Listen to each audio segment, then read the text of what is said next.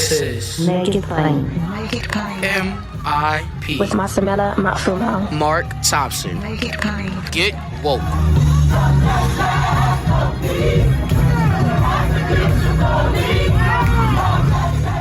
Folks, we have been somewhat delinquent in checking in with our friend, especially considering all of the most recent gun violence that has occurred, considering the Rittenhouse case. We've been anxious to get back with him, but we are with him today, thankfully. He did something very important yesterday, as he does every day. We're going to hear all about it from Guns Down America, our dear friend, Igor Volsky. Igor, how are you, buddy? Mark, I'm doing well. Thanks for having me. Of course, always a pleasure to have you. You were with some of the Parkland survivors at the White House yesterday, weren't you? Yeah, Mark, in the aftermath of that Michigan shooting you mentioned where 4 people died, multiple injuries, Manuel Oliver, who lost his son Joaquin in the Parkland shooting in February of 2018, really became incredibly frustrated that since his son died almost 4 years ago, our government and our leaders have done very little to address the public health crisis of gun violence, that this president, who ran on one of the most comprehensive gun reform agendas in history, who made personal promises to American voters, to the families who lost loved ones, that he would prioritize this issue. There's this real sense that the president hasn't invested his political capital into fighting for change, as hard as it is, Mark. And so along with Manuel, us and a whole bunch of other folks, survivors, advocates from across the country, stood and rallied in front of the White House, demanding that this president, in the second year of his administration, take a different approach to this issue, that he actually work to make change in the legislative theater, as hard as that is, that he put together a White House office of gun violence prevention. Because, Mark, right now, there's not a single staffer in the White House whose full-time job it is to address and drive this crisis. And that he announced that plan, this comprehensive plan that's also should include administrative actions, that he announced it at the State of the Union address early next year. Because to us, and I hope you agree, and your listeners and viewers agree as well, that that's really the bare minimum from a president who pledged to us when he was running for office that this issue was close to his heart, that it was a priority for him, that he, unlike anyone else, really understood the power of loss. We expect him to live up to those promises. We want to hold him accountable to those promises. We expect him, frankly, to fight for our lives. Why do you think he has been so tentative about this? I think there's many issues or many reasons. One is the fact that this is a hard and challenging issue. There's no single simple solution. There's a combination of policies. And by the way, this administration, as you and I have discussed, deserves a lot of credit for the steps it has taken in terms of investing in the communities closest to the pain of everyday gun violence, of including $5 billion in the reconciliation bill that's now making its way through Congress for those community programs. Those are significant and in some ways transformational and historic changes that this administration is pushing for and fighting for, and I commend them for that. But my point is that the crisis is so large that we simply need to do a lot more when it comes to tightening gun laws, when it comes to storing firearms, for instance, as we learned in the Michigan shooting, when it comes to cracking down on firearm trafficking. And ultimately, as I say, this is what the president promised us. And so this is what we expect. The other piece here, you ask, why hasn't he done it? I argue that he's simply not staffed for it. The fact that there's not a team of folks, not even a single person who's focused on this issue, that presents a real challenge for working on it. And then the last is that I suspect there's a bit of political calculation in play. There's always been a fear with this issue, Mark, as you know, that if Democrats or progressives talk about it too much, that it's going to energize the other side. So best for us to keep quiet. But of course, as we've learned, and as we learn time and time again, that cost of keeping quiet is simply too high for us to bear, because it costs us our lives. Yeah, and I've been having more discussions about that. That is the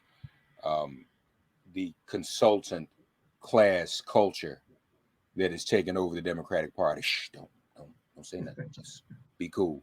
I was with some allies just the other day in the meeting, and I'm black. I'm black as black can be, and the white allies were saying Biden needs to talk more about racial justice, not run from it. And there was this poll that was just done, or this study that said Democrats shouldn't talk about that to get reelected to the midterms. And I'm sure you can put gun violence right with it. Nothing seemingly controversial, as you said, so as not to energize the other side. But some allies were saying just yesterday to me that that's a mistake. You don't lead by running from things. You don't mobilize people nor voters by running from things. You have to take them head on and put that contrast out there. So this is very important. Since you mentioned the $5 billion, and we've talked about that before, that's in kind of embedded in the Build Back Better, where you mentioned is working its way through. You have any sense on where that is? That's still in terms, that's in the Senate. That's in the Senate. Yeah, and the Senate Majority Leader, Senator Schumer, has indicated his intention is to vote on that bill before Christmas. But we still don't have a clear sense if that's something that Senator Manchin from West Virginia is going to support. He said, I think yesterday, that that to him is not a top concern, that inflation is. And so it's unclear, the timeline, or whether or not we can get it across the finish line. Igor and I are talking about it, perhaps not specifically enough. For those of you who don't know, $5 billion in the Build Back Better to go to gun violence organizations on the ground, gun violence interventionists in local communities, as important as that is. But I hope that the administration are thinking, well, that's big. I want to. You not want to. We've never minimized that. Yeah, we should note that just quickly that these programs that have been around really since the early 90s are based on this idea that in any community, a very small number of people that are really identifiable are responsible for the vast majority of gun violence. And so if you're able to identify those folks and then start building relationships with them through trusted messengers and other leaders in the community, if you offer a package of services and different life options, that folks tend to put those guns down, and then you break that cycle of interpersonal violence. And so those kinds of community initiatives that are community-led and community-driven have been incredibly successful in cities across the country. And it's the president's intention, and this is as a result of the work of so many terrific community leaders across the country, of boosting those programs through this what will be historic federal funding. So it's incredibly important, but it has to go hand in hand with trying to control the supply of firearms, trying to ensure that certain kinds of very dangerous weapons are off our streets. And so that alone, as important as it is, cannot stand alone, because it will not succeed alone. And that's the point, folks. More MIP after this message. And I hope the administration in this culture we're in now doesn't think, well, we're doing that and that's all we're going to do and that's all we can do. And frankly, we've still got to get that over the finish line, because we're dealing with Joe Manchin. We do well to hear from you. We've not talked since the Rittenhouse verdict. Yeah. Let's start there. You and I talked about it when the incident happened, but help our audience understand how gun laws and reforming gun laws would have played a role in even preventing something like that. And look, now we know that he got off, and there are states that are almost incentivizing people to target First Amendment demonstrators. What that means, by the way, it's interesting to me that there's a First Amendment and a Second Amendment, and that someone would use the Second Amendment to harm those exercising the First Amendment. And I say to people, that's why the First Amendment is the First Amendment. That's Amendment number one. They didn't, when they were prioritizing amendments, they didn't make Amendment number two number one. They made Amendment number one, the freedom of speech, freedom of assembly. And so that's the one that ought to be the most sacred. But talk to us about that and what the Rittenhouse verdict, how he got where he got to doing what he did, but now what it portends now that he was found not guilty. Well, I'll just say quickly about the amendments. The history of the Second Amendment is such that it's really a historical accident. That was never the intention of the initial founders in the drafting of the original amendments, but that maybe gets us on another tangent. In terms of Rittenhouse, Mark, to me, this is really a reflection of a concerted effort by conservative leaders, by organizations like the National Rifle Association, to really change the dynamic of self-defense laws across the country and establish a framework of shoot first, ask later. That's how Kyle acted, but that's also how the system around him enabled him to act. The fact that in Wisconsin, you can bring a firearm and openly carry a firearm, including assault weapons, at political protests. That's a systemic problem because, as we knew from the trial, Kyle wasn't the only armed individual that night. The fact that across the country, it's not the case in Wisconsin, although there's pieces of it, but I think there's 36 states now with stand your ground laws that allow individuals to, frankly, engage in a firefight and not have to retreat if they feel like they're in danger. That's a real shift. And when you have self-defense laws that are structured in such a way, and you add to them the incredible proliferation of firearms in this country, right? 400 million firearms in American hands. And those firearms, as we've been discussing, continue to be so easy to get. That's an incredibly toxic combination. You put that combination into a box of a growing sense of insurrectionism, of armed political extremism, this idea that's out there now in conservative politics that's, I think, getting into our mainstream society, that gun owners are in some way super citizens who are entitled to use the firearm and the intimidation that creates to kind of beat their agenda through a democratic system. That's a real crisis. And what we've asked of the White House, by the way, Mark, on this, is to conduct a federal review of laws across the country, things like open carry, things like stand your ground, that empower this kind of vigilantism, and to create recommendations and work with states to repeal and amend some of those measures, because the great fear is, and I'm sure you've discussed this, is the permission structure that verdicts like the Rittenhouse verdict create for individuals who are intent on using their firearms to intimidate and to get their way. More MIP after this message. What are your thoughts about the Crumbley case and that family as well, and what happened in Michigan?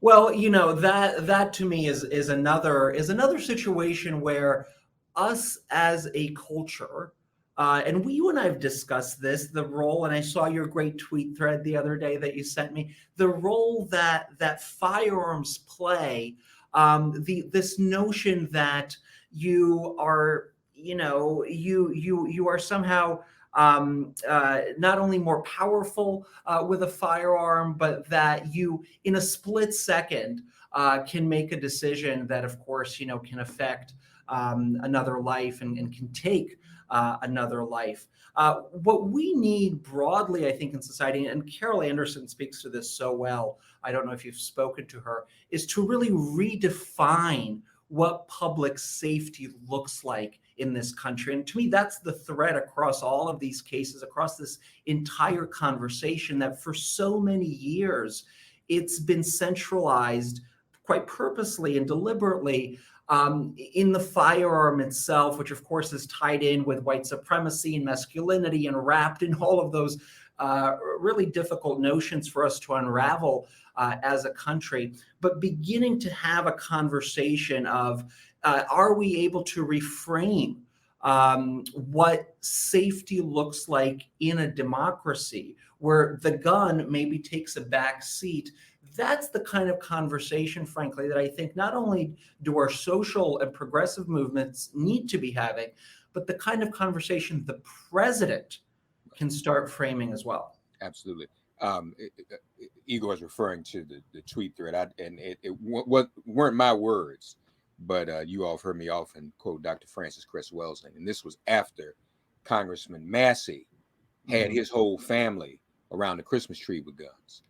Many responded to that, but if we stayed on pace, we'd be responding every day, because now Lauren Burbert has her family out there with a bunch of guns. So that's a thing now. That's become. Well, that's how they raise money, right? That's now the goal of these folks, is to become political celebrities, political rock stars, to raise the dollars, not to actually, act as legislators or as lawmakers. Yeah, just to be popular. In the past week, is this so? And folks, there's a news desert on this.